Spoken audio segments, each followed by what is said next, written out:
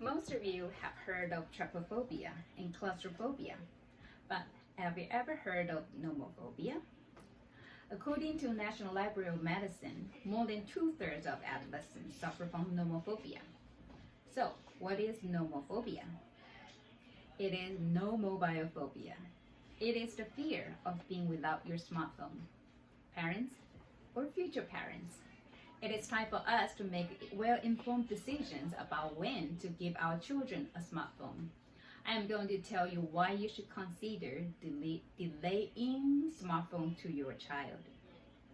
As a parent of 4 children ranging in age 14 to 6, I have plenty of personal experience with this issue, and I would like to share some information that I have researched on this topic. As a parent, it's natural for me to want my children to grow up to physically, mentally, and emotionally healthy adults, which is why I am very concerned about some of the extremely impactful side effects of misuse of smartphones by children. Especially young children tend to get overly connected to their smartphones, which make them become disconnected from reality. According to the Common Sense media, the amount of time kids from age 8 to 12 spend on screen per day in the US is almost 5 hours.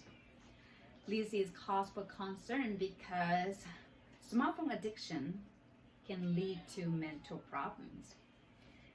Anne-Marie Albano, director of Columbia University Clinic for Anxiety and Related Disorders and professor of medical psychology at Columbia University, said, when an individual is not engaging in the world in a healthy way, which is interacting with others, managing themselves in challenging situations, whether it's in classes or speak up in the class, going on interviews, dealing with conflict with peers, and instead increase their online presence.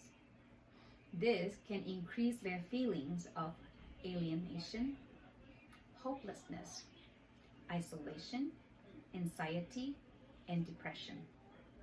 Children who are given a smartphone before they are mature enough to understand complicated social norms are more likely to expose to sexual content.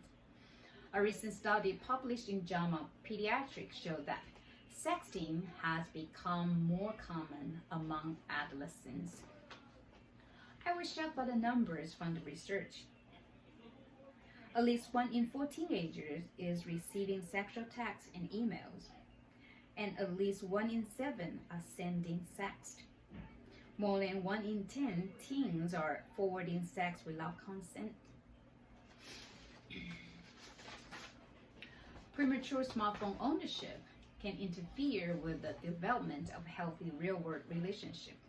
Research by Savage and Eisen found that technological addictions adversely affect the quality of relationship of adolescents with their peers, friends, and family. The level of social connectedness of adolescents with technological addiction is hampered.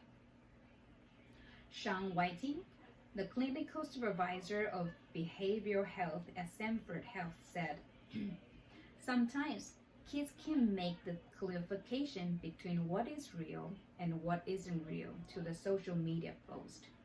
When that happens, it can have a negative impact on self-esteem.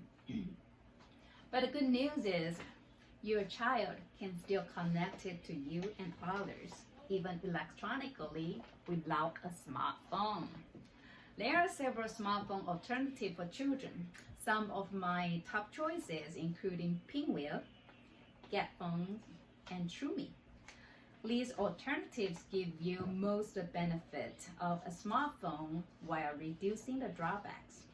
Something common in these 3 phones are they don't have most addictive forms of screen time, such as social media platforms, app store, or games. To be more specific, Pinwheel does not have web browser, but do have a GPS locator for tracking. That phone is designed without the internet. Kids can only access essentials limited to calculator, calendar, and the alarm. TrueMe has a parent portal to monitor their children's phone. It allows you to add more features when the kids grows older and gain more knowledge and responsibility. There are some more options listed on the Wait Until 8 website if you're interested. Some people say that their child has to have a smartphone in case of emergency or stay in touch. But as you can see, there are plenty of functional alternatives to smartphone. The simple act of choosing a beneficial smartphone alternative can have a profound effect on your child's mental health. After all, you don't want your child to grow up with anxiety, depression, or the inability to make real-world connections.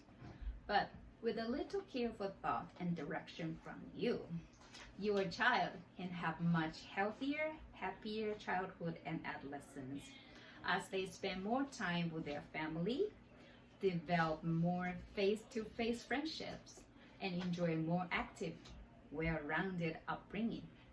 So, don't this important decision to chance or peer pressure. Your child depends on you to give them guidance they need to develop healthy relationships in this complicated world. If leaders of digital giants like Steve Jobs and Bill Gates are delaying the smartphone and other electronic devices to protect their children, should this not give us a pause?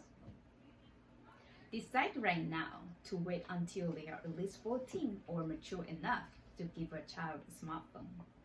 Your child will repay you with many smiles, hugs, and the greatest gift any parents can ever receive is seeing your child grow up to be a well-adjusted adult.